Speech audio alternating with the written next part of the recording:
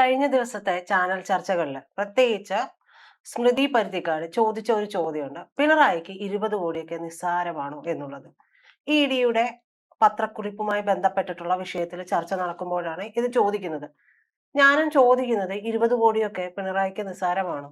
എന്തായിരിക്കാം സ്മൃതിക്ക് അത്രത്തോളം ഒരു നിസ്സംഗതയോടുകൂടി അല്ലെങ്കിൽ വല്ലാത്തൊരു ആവേശത്തിലൊക്കെ നിസ്സംഗതയാണോ ആവേശമാണോ എന്നുള്ളത് എനിക്ക് സ്മൃതിക്കുള്ളതെന്ന് മനസ്സിലായിട്ടില്ല. അതുകൊണ്ടാണ്.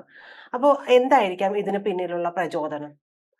മീറ്റ് ദ എഡിറ്റേഴ്സിലാണ് സ്മൃതി ഇത് ഉന്നയിക്കുന്നത്. ഉം. അതാണ് എല്ലാവരും കേട്ടിട്ടുണ്ടാവുക. കാരണം എന്ന് വെച്ചാൽ ഈ പിണറായി അത്രയ്ക്ക് വളർന്നു എന്നുള്ളതാണ് അതിന്റെ ധ്വനി എന്ന് പറയുന്നത്. എന്ന് ഉം. പറഞ്ഞാൽ ഒരു 1000 കോടിയൊക്കെയുള്ള അല്ലെങ്കിൽ 10,000 കോടിയൊക്കെയുള്ള ഒരാൾക്ക് 20 കോടി എന്തായിരിക്കും? നിസ്സാരം. നിസ്സാരമായി. അപ്പൊ അങ്ങനെ നിസ്സാരമാണോ എന്നുള്ളതാണ് ഈ ചോദ്യം. പക്ഷെ ഈ ചോദ്യം ഞാൻ കേട്ടിടത്തോളം വെച്ച് ഞാൻ സ്മൃതിയുടെ ഡിബേറ്റും കേൾക്കാറുള്ള ഒരാളാണ്.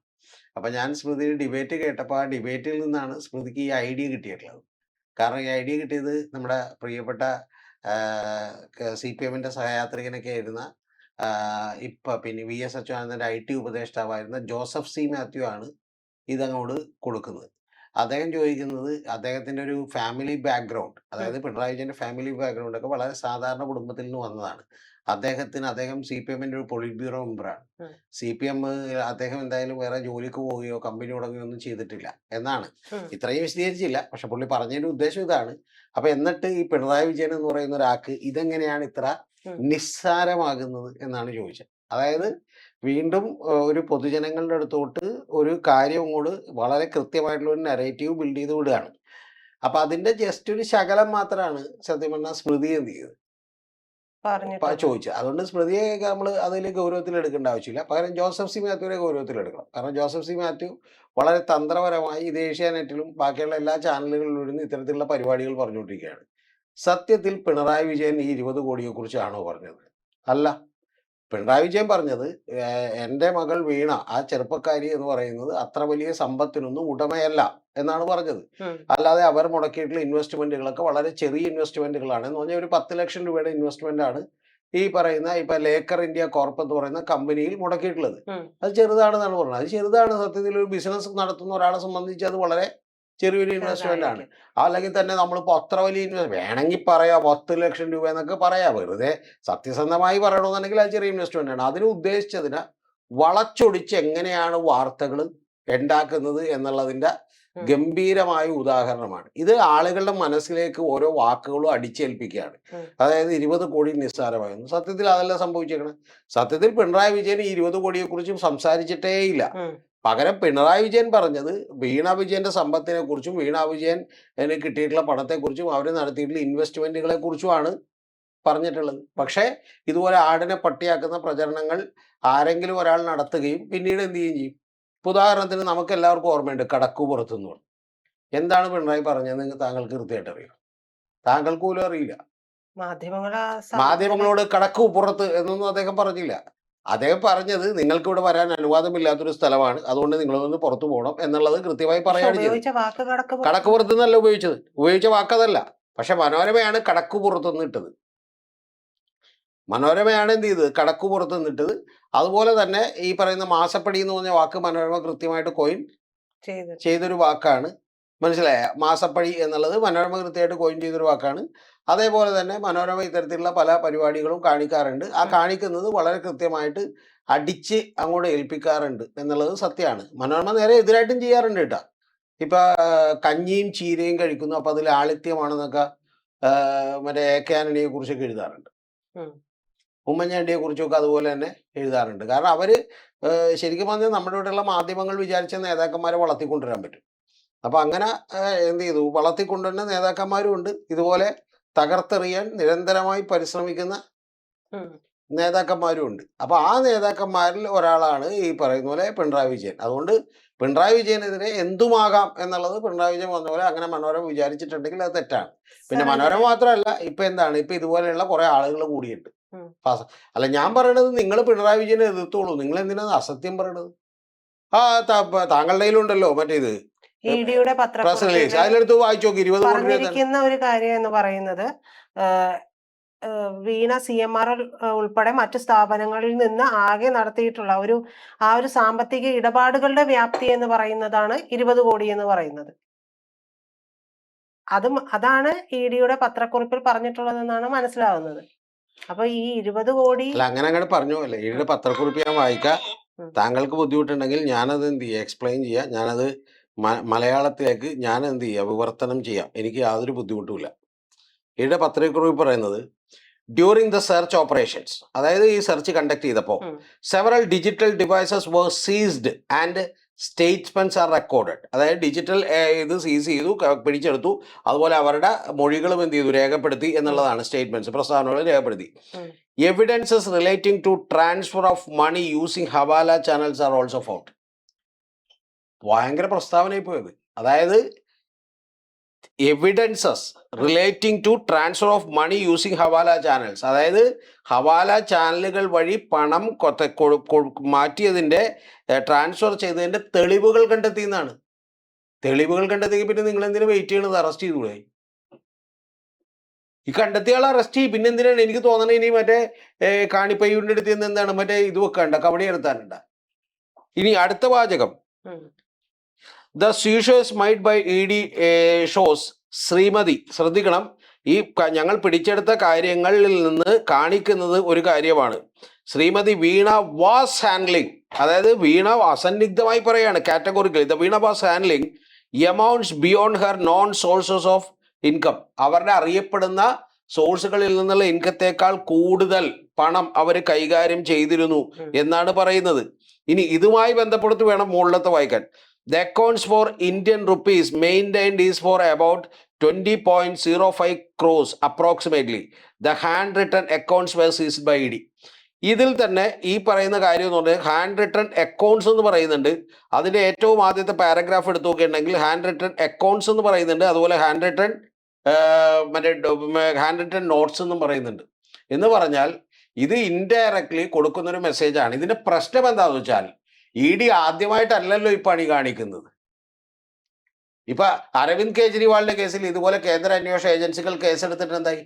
പ്രബീർ പുർഗായസ്ത എന്ന് പറയുന്ന ഒരാൾക്കെതിരെ കേസെടുക്കുകയും അദ്ദേഹം മറ്റേ ചൈനീസ് ലിങ്ക്ഡ് ആയിട്ടുള്ള പണം അദ്ദേഹത്തിന്റെ കമ്പനിയിലേക്ക് സ്വീകരിച്ചു എന്ന് പറയുകയും അന്നത് 86 കോടിയാണെന്ന് പറയുകയും ഏറ്റവും ഒടുവിൽ അദ്ദേഹം ഏതാണ്ട് 25 കോടി രൂപ മാത്രമേ സ്വീകരിച്ചിട്ടുള്ളൂ എന്ന് തെളിയുകയും ആ തെളിവുകളൊക്കെ തന്നെ ഇത് ഗ്രോസ് മിസ്യൂസ് ഓഫ് ലോ എന്ന് പറയുകയും ചെയ്തിട്ടുള്ള ഒരു ഏജൻസിയാണ് ED എന്ന് പറയുന്നത്. പിന്നെ കോൺഗ്രസ് അടക്കമുള്ള ആളുകൾ ഇത് അംഗീകരിക്കുന്നുണ്ടെങ്കിൽ നിങ്ങൾ ഒന്നില്ലെങ്കിൽ ED അംഗീകരിക്കണം, അല്ലെങ്കിൽ EDയെ തള്ളി പറയണം. നിങ്ങൾ പറയണത് മറ്റേ നാഷണൽ ഹെറാൾഡ് കേസിൽ നിങ്ങൾ പറയാം ED ശരിയല്ല, ED പറയുന്നത് ശരിയല്ല.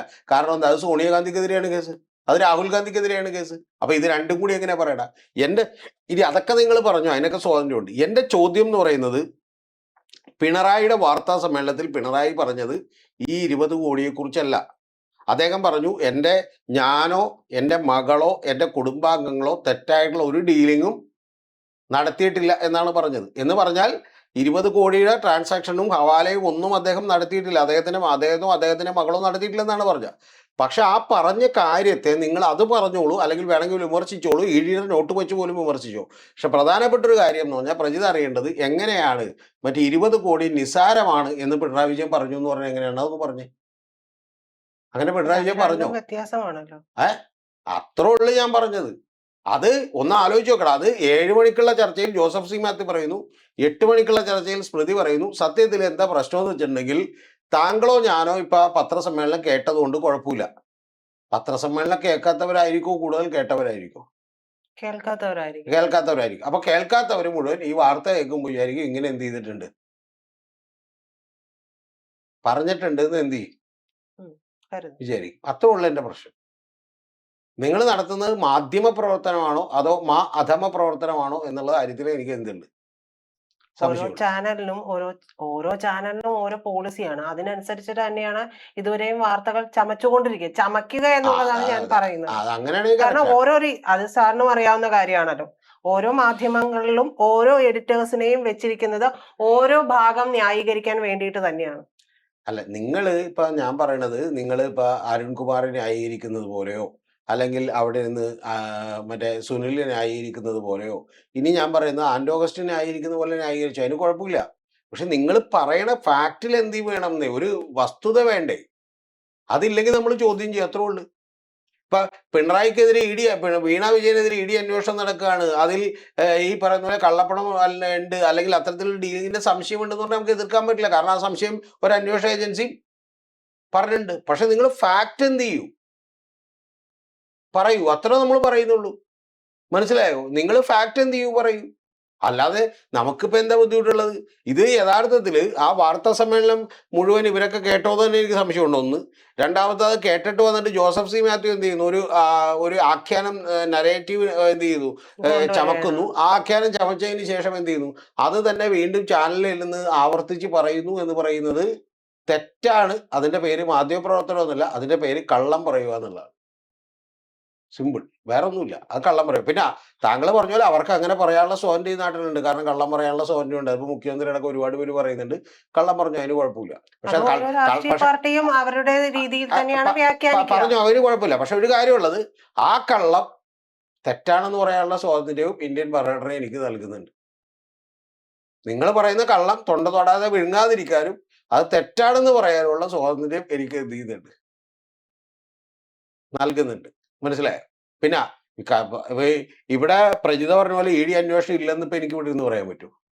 അങ്ങനെ പറയരുത്. ഇ ഡി അന്വേഷണം ഉണ്ട്, പക്ഷേ ശരിയല്ലാത്ത എന്ത് ചെയ്തു, ന്യായീകരിച്ചു. അതാണ് ഞാൻ പറയുന്നത്. ഒരു കുറച്ച് മര്യാദ, ലേശം, അത്ര പറയുന്നു. മറ്റൊന്നും കുഴപ്പമില്ല. ഓരോ പത്രത്തിന് ഓരോരോ തെറ്റായ കാര്യങ്ങൾ പറയാം. അതിപ്പോ മനോരമയ്ക്ക് ഒരു അജണ്ടയുണ്ട്.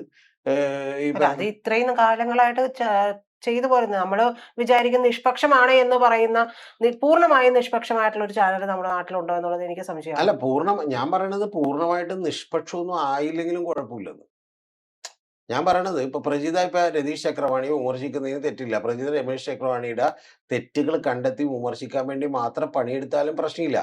പക്ഷെ രതീഷ് ചക്രവാണിയുടെ തലയിലുള്ള മുടി മുഴുവൻ കറുത്തതാണെന്ന് പറയില്ലേ? മുടിയില്ലല്ലോ. മനസ്സിലായ? ഒരു കുറ്റമായിട്ട് പറയുമ്പോ രതീഷ് ചക്രവാണിയുടെ തലയിൽ മുഴുവൻ കറുത്ത മുടിയാണ്, ഒരു വെളുപ്പ് പോലും ഇല്ല എന്ന് പറയില്ലേ? കാരണം ആളുകൾ നിങ്ങളെ കളിയാക്കും. നിങ്ങൾ വേണമെങ്കിൽ തിരിച്ചു പറ, പുള്ളിയുടെ തലയിൽ എന്തില്ല, മുടിയുമില്ല, അകത്ത് ബോധവും ഇല്ലെന്നൊക്കെ പറ. അത് കുഴപ്പമില്ല. അകത്ത് ബോധം ഉണ്ടെന്ന് ആർക്ക് തുറന്നു നോക്കാൻ പറ്റില്ല. അങ്ങനെ പറ. അതിനുള്ള ബുദ്ധി കാണിക്കുന്നതാണ്. എനിക്ക് പ്രിയപ്പെട്ടവരാണ് ഇവരൊക്കെ. എനിക്ക് വളരെ പ്രിയപ്പെട്ട ഒരാളാണ് സ്മൃതി പരുത്തിക്കാട്. അതുകൊണ്ടാണ് ഞാൻ പറയണത്. എനിക്ക് അല്ല, സീരിയസ്ലി എനിക്ക് മറ്റേ ജോസഫ് സി മാത്യു എനിക്ക് ഇഷ്ടപ്പെട്ട ഒരാളാണ്. അതുകൊണ്ടാണ് ഞാൻ പറയണത്. പുള്ളി സ്മൃതിയായിട്ട് പിന്നെ സംസാരിച്ചിട്ടുണ്ട്, പുള്ളിയായിട്ട് സംസാരിച്ചിട്ടൊന്നുമില്ല. പക്ഷെ എങ്കിലും ഇങ്ങനെ പറയല്ലേ, നിങ്ങളുടെ വിശ്വാസം ഇടിയും. നിങ്ങൾക്ക് പിന്നെ ധൈര്യമായിട്ട് എന്ത് ചെയ്യുക, ഏഷ്യാനെറ്റിൽ വന്നിരിക്കുക, സ്മൃതിയുടെ ചർച്ചയ്ക്ക് വന്നിരുന്ന് ഇതുപോലെയൊക്കെ പറയാം. കാരണം വെച്ചാൽ ആരും ചോദ്യം ചോദിക്കില്ല. പക്ഷെ ഇപ്പൊ പഴയ പോലെയല്ല. ഒരു ചാനൽ വെറുതെ ഒരു ഇമെയിൽ ഐ ഡിയും വെച്ച് ഒരു യൂട്യൂബ് ചാനൽ തുറന്നു വെച്ചാൽ ചോദ്യം ചോദിക്കാനുള്ള അവസരമുണ്ട്. വേണ്ട, ഫേസ്ബുക്കിൽ ചോദ്യം ചോദിക്കാനുള്ള അവസരമുണ്ട്. അങ്ങനെ ആളുകൾ ചോദ്യം ചോദിക്കും. അതുകൊണ്ട് ഈ കാലത്ത് നിങ്ങളുടെ വിലയിടിക്കരുത്. എനിക്ക് നിങ്ങളോടുള്ള ഇഷ്ടം കൊണ്ടാണ് ഞാൻ പറയുന്നത്. നിങ്ങളൊക്കെ ഇവിടെ വേണം.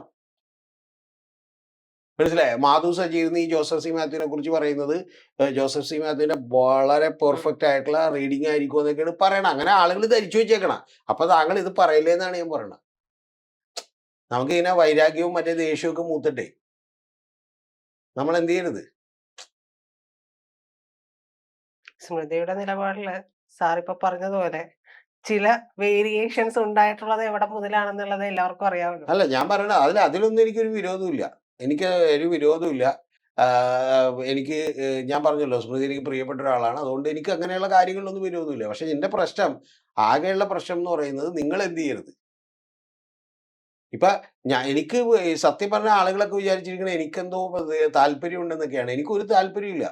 ഞാനൊരു ചായ പോലും മേടിച്ചു കുടിച്ചിട്ടില്ല. പക്ഷെ നിങ്ങൾ ആൻഡ് ഓഗസ്റ്റിന് 216 കോടി രൂപ പറ്റിച്ചു, 126 കോടി രൂപ പറ്റിച്ചു എന്ന് പറയുമ്പോൾ ഞാൻ പ്രജിതയോട് ചോദിക്കണേ, എവിടെ, ആരുടെ പണം നഷ്ടപ്പെട്ടു? ആ ചോദ്യം ചോദിക്കില്ലേ പ്രജിത? ആ ചോദ്യം ചോദിക്കാതെ ഈ നാട്ടിലെ ജനങ്ങൾ മുഴുവൻ ഈ മണ്ടത്തരം തൊണ്ട തൊടാതെ വിഴുങ്ങണമെന്ന് പറഞ്ഞാൽ അത് എന്തൊരു അബദ്ധമാണ്. ഒരു സൊസൈറ്റിയെ ഡെവലപ്പ് ചെയ്യേണ്ട ഉത്തരവാദിത്വം എനിക്കും കൂടി ഇല്ലേ? ഞാനും ഈ നാട്ടിൽ ജീവിക്കുന്ന ഒരാളല്ലേ. അത് അഭിജിത്ത് കേൾക്കുമ്പോൾ രതീഷ് ചക്രവാണിക്കും ഉണ്ടെന്ന് വിചാരിക്കണോണ്ടല്ലേ ഈ പണിയെടുക്കണേ. അല്ലെങ്കിൽ ഈ പണി നിർത്തി വല്ല കൂലിപ്പണിക്കും പോയാൽ പോരെ. ഇല്ലെങ്കിൽ നമ്മൾ ചെയ്യേണ്ട കാര്യമില്ലല്ലോ. സമൂഹത്തിലെ അനീതികളെയും തെറ്റായ കാര്യങ്ങളെയും എതിർക്കാൻ വേണ്ടിയിട്ടാണ് നമ്മൾ എന്ത് ചെയ്യുന്നത്. അപ്പൊ നമ്മൾ എന്ത് ചെയ്യേണ്ട കാര്യമില്ല. അപ്പൊ നിങ്ങൾ ഇങ്ങനെ എന്ത് ചെയ്യില്ലേ, ആടിനെ പട്ടിയാക്കുകയും പിന്നെ പേപ്പട്ടിയാണെന്ന് വിളിച്ചിട്ട് തല്ലിക്കൊല്ലുകയും ചെയ്യില്ലേ? പ്ലീസ്. പ്രജ ശ്രദ്ധിച്ചിട്ടുണ്ടോന്ന് അറിയില്ല. കഴിഞ്ഞ 10 കൊല്ലം പിണറായി വിജയൻ വിളിച്ചിട്ട് ഗവേണൻസിൽ ഒരു കുഴപ്പം കണ്ടെത്താൻ പറ്റിയിട്ടില്ല. പുള്ളി കടക്കുപുറത്തെന്ന് പറഞ്ഞത് 8.5 കൊല്ലം മുമ്പ് പറഞ്ഞത്, പുള്ളി മറ്റേ വീട്ടിൽ പോയി ചോദിക്കുന്നു പറഞ്ഞത്, പുള്ളിയുടെ ധാർഷ്ട്യം, പുള്ളിയുടെ ചിരിക്കാത്ത മുഖം, ഇതൊക്കെ പ്രശ്നമായിരുന്നു. പുള്ളി ഭരിക്കുന്നതിൽ ഭരണപരമായ ഒരു വീഴ്ച പറ്റിയ, പ്രളയം ഉണ്ടായി, കോവിഡ് ഉണ്ടായി, ഇത്തരം കാര്യങ്ങളുടെ ഭരണപരമായ വീഴ്ച പോട്ടെ, കഴിഞ്ഞ 10 കൊല്ലത്തിനിടയ്ക്ക് ഏതെങ്കിലും ഒരു അഴിമതി, ഇതൊന്നും ചൂണ്ടിക്കാണിക്കാൻ പറ്റിയിട്ടില്ല. അങ്ങനെ ചൂണ്ടിക്കാണിക്കാൻ പറ്റണം. അതിനുവേണ്ടി നിങ്ങൾ പണിയെടുക്കുമെന്നാണ് ഞാൻ പറയണത്. കോവിഡുമായി ബന്ധപ്പെട്ടിട്ട് ഉയർന്നു വന്നിട്ടുള്ള വിഷയങ്ങൾ അഴിമതിയായിട്ടല്ലേ കാണുക? ഏതാണ് അഴിമതി എന്ന് പറഞ്ഞു? PPE കിറ്റ് ഉൾപ്പെടെയുള്ളത് വാങ്ങിയതുമായി ബന്ധപ്പെട്ടുള്ള വിഷയങ്ങൾ പോലും ലാസ്റ്റ് ഉണ്ടായിട്ടില്ലേ? അപ്പൊ പിന്നെ അഞ്ഞൂറ് അങ്ങനെ യാതൊരു അഴിമതിയും ഉണ്ടായിട്ടില്ല അല്ല, അതങ്ങട് അങ്ങനെ അങ്ങോട്ട് പറഞ്ഞു പോരുത്. ഇത് മറ്റേ താങ്കള് ജോസഫ് സി മാത്യു വരുത്, അത് ഞാൻ സമ്മതിക്കില്ല എന്റെ മുമ്പിൽ. കാരണം വെച്ചാൽ അങ്ങനെ അങ്ങനെ അല്ലേ, PPE കിറ്റ് 560 രൂപക്ക് കിട്ടുന്നത് 1500 രൂപക്ക് മേടിച്ചു. അതാണ് ആരോപണം. അത് സത്യമാണ്. എന്തുകൊണ്ട് അറിയോ? എന്തുകൊണ്ടാണ്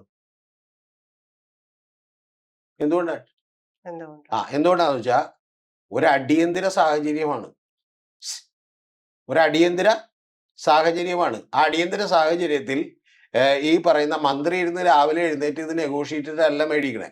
അപ്പൊ ആ അടിയന്തര സാഹചര്യത്തിൽ നമുക്കൊരു 10 ലക്ഷം PPE കിറ്റുകൾ വേണം, അല്ലെങ്കിൽ 1 ലക്ഷം PPE കിറ്റുകൾ വേണമെന്ന് പറഞ്ഞാൽ ഞങ്ങൾ 35,000 തരാം, അല്ലെങ്കിൽ 60,000 തരാം എന്ന് പറഞ്ഞാൽ ബാക്കി 40,000 വേണം എന്ന് പറഞ്ഞാൽ 40,000 PPE കിറ്റുകൾ എന്ത് ചെയ്യാം? ഒരാഴ്ച കഴിയുമ്പോൾ വിലക്കുറയും, വന്നിട്ട് മേടിക്കാം, എന്നിട്ട് ധരിക്കാന്ന് പറയുമ്പോൾ ഇവര് കോവിഡ് വന്ന് മരിക്കുവോ? ഈ ഡോക്ടേഴ്സും നേഴ്സുമാരും മരിക്കുവോ? ഇല്ലേ? പറയുന്നേ സർക്കാരിന് അതല്ലാതെ എന്തോന്നാണ് നിങ്ങൾ ഈ പറയണത്? അതായത് പ്രജിതയുടെ, ഞാൻ തിരിച്ച് പ്രജിതയോട് ചോദിക്കാം, പ്രജിതയുടെ വീട്ടിൽ കൊച്ചിന് വയ്യാതിരിക്കണം, അല്ലെങ്കിൽ എൻ്റെ വീട്ടിൽ കൊച്ചിന് വയ്യാതിരിക്കണേ, അപ്പോൾ ഒരു ഓട്ടോറിക്ഷക്കാരൻ വന്നു. അപ്പോൾ അവൻ പറയണേണ്, ഇല്ല ഞാൻ മെഡിക്കൽ സെന്ററിൽ കൊണ്ടുപോകണമെങ്കിൽ 250 രൂപ ചാർജ് ചെയ്യുന്നത്, ശരിക്കും 50 രൂപ ഉള്ളു. അപ്പൊ നമ്മൾ പറയും ഈ ഓട്ടോറിക്ഷ പോയിട്ട് അടുത്ത ഓട്ടോറിക്ഷ വിട്ടേന്ന് പറഞ്ഞ് വെയിറ്റ് ചെയ്യുക. അല്ലെങ്കിൽ എന്താ നമ്മൾ ഇതിൽ ടെൻഡർ വിളിക്കുക പറ. ആരെക്കുറിച്ച് ഈ പറയണത്? ഷൈല ടീച്ചറിനെ കുറിച്ച്. നിങ്ങൾക്ക് സത്യം പറഞ്ഞാൽ ആ സമയത്ത് വീണ ജോർജ് ആയിരുന്നെങ്കിൽ നിങ്ങൾക്ക് കുറച്ചുകൂടി ഗുണമുണ്ടായി. പക്ഷെ ഇത് ഷൈല ടീച്ചറെ കുറിച്ച് യഥാർത്ഥത്തിൽ ഞാൻ പിന്നെ ഒരു കാര്യം, പിന്നെ എന്തുകൊണ്ടാണ് അവർ ക്യാരി ഫോർവേഡ് ചെയ്യാഞ്ഞോ ഒന്ന് ആലോചിച്ച് നോക്കേണ്ട. ഇപ്പൊ ഷൈല ടീച്ചർ ലാസ്റ്റ് മത്സരിച്ചല്ലോ. ഈ മത്സരിച്ചപ്പോൾ പോലും ഈ പറയുന്ന കോവിഡ് റാണിനെ കുളിച്ചിട്ട് പിന്നെ വിളിച്ചില്ലല്ലോ. പിന്നെ എന്താ വിളിക്കായിരുന്നു? എന്റെ പൊന്നു പ്രജിത, ഈ ലോകത്തുള്ള നാട്ടിൽ മുഴുവൻ ഒരു അടിയന്തിരമായ സാഹചര്യം, അപ്പൊ കിട്ടിയില്ലെങ്കിൽ നമ്മൾ ശരിക്കും പറഞ്ഞാൽ 500 രൂപക്ക് 1000 രൂപ കൂടുതൽ കൊടുത്തിട്ടാണെങ്കിൽ നമ്മളടക്കം മേടിക്കും. കാരണം എന്താ? നേരത്തെ ഞാൻ പറഞ്ഞ പോലെ ഓട്ടോറിക്ഷയ്ക്ക് 500 രൂപ എന്ന് പറഞ്ഞാൽ പ്രജിത എന്ത് ചെയ്യും? കൊണ്ടുപോകും. കാരണം എന്താ? രാത്രി 10 മണിയായി, ഇനി വേറെ ഒരു ഓട്ടോറിക്ഷ പ്രതീക്ഷിക്കാൻ സമയം ഇല്ല. കിട്ടുന്ന ആശയം നമ്മൾ മേടിച്ചിട്ട് പോകും. അതുപോലെ മേടിച്ചു. ഇനി മേടിച്ചതിൽ ക്രമക്കേടുണ്ട് എന്ന് പറഞ്ഞാൽ അത് ടെൻഡർ ക്ഷണിച്ച് മറ്റേ കൃത്യമായിട്ട് മേടിക്കാൻ കഴിയില്ല. പിന്നെ ചില ഉദ്യോഗസ്ഥന്മാർ ചിലപ്പോൾ അതിനകത്ത് എന്തെങ്കിലും മിസ്റ്റേക്ക് എടുത്തിട്ടുണ്ടെങ്കിൽ അന്വേഷിക്കട്ടെ എന്ന്. ഇപ്പൊ പുതിയ ഗവൺമെന്റിൽ രണ്ട് നടപടി എടുക്കട്ടെ. ഇതൊരു മന്ത്രിയുടെ ഉത്തരവാദിത്തത്തിലേക്ക് ഒരിക്കലും വരില്ല. പ്രതി മനസ്സിലാക്കണോ? അത് ഒരു മോറൽ റെസ്പോൺസിബിലിറ്റി, ഒരു ധാർമ്മികമായ ഉത്തരവാദിത്തം വരും. ഞാൻ ചോദിക്കുന്നത് പ്രജയുടെ അടുത്ത്, പിന്നെ എന്തുകൊണ്ട് അത് ഉയർത്തിയില്ല? ഇപ്പൊ പുള്ളിക്കാരി ഈ സണ്ണി ജോസഫ് സാറിനെതിരെ മത്സരിച്ചല്ലോ. അവിടെ പോലും ഈ ആരോപണം വന്നില്ലല്ലോ. എന്താ കാര്യം എന്നറിയോ? നിക്കൂല, ക്ലച്ച് പിടിക്കൂലെന്ന് മനസ്സിലായി.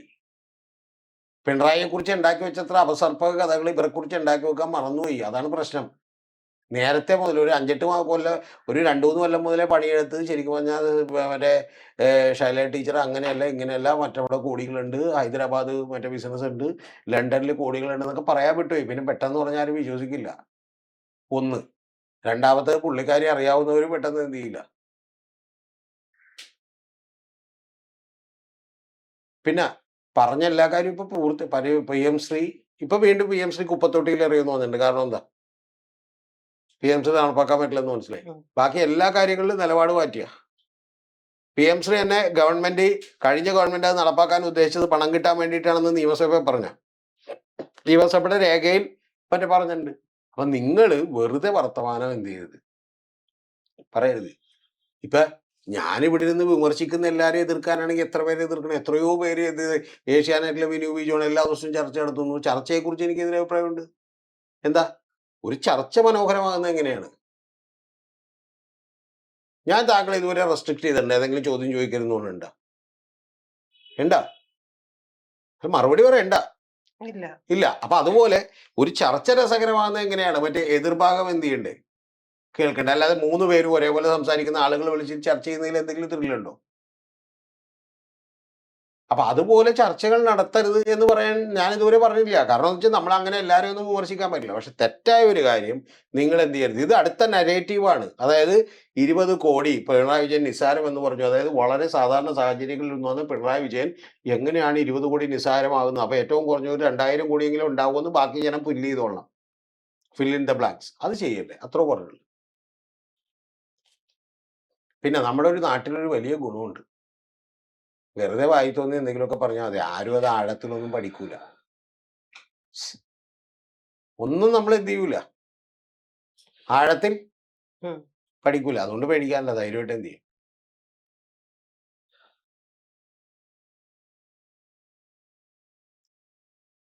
കെ ശൈലജ എന്ന് പറയുന്ന ആരോഗ്യവകുപ്പ് മന്ത്രി കഴിഞ്ഞ 5 കൊല്ലം ഭരിച്ചപ്പോൾ അവരെക്കുറിച്ച് വളരെ നല്ല അഭിപ്രായമായിരുന്നു. അവർ യഥാർത്ഥത്തിൽ കോവിഡ് വരാൻ വേണ്ടി വെയിറ്റ് ചെയ്തിരുന്നു എന്തൊരു അഴിമതി കാണിക്കാൻ. കോവിഡ് എന്ന് പറഞ്ഞാൽ ഇന്ന് വരെ ലോകം പരിചയിച്ചിട്ടില്ലാത്തൊരു സംഭവമാണ്.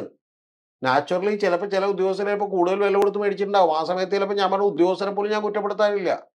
കാരണം 2 ദിവസം ചിലപ്പോൾ പരിശ്രമിച്ച് 1 ദിവസം ചിലപ്പോൾ നെഗോഷിയേറ്റ് ചെയ്താൽ വേറെ ആരുടെങ്കിലും കയ്യിൽ നിന്ന് കുറച്ച് വിലക്ക് കിട്ടുമായിരിക്കും.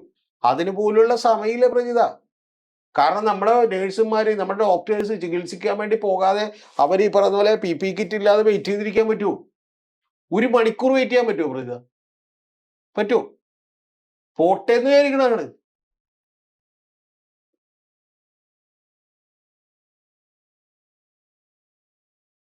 ₹1000 ₹2000 പോട്ടെ എന്ന് വിചാരിക്കണം കൂടുതൽ. പോട്ടെ, കുഴപ്പമില്ല. ഒറ്റ മണിക്കൂർ സാധനത്തിനൊന്നും പറയണം.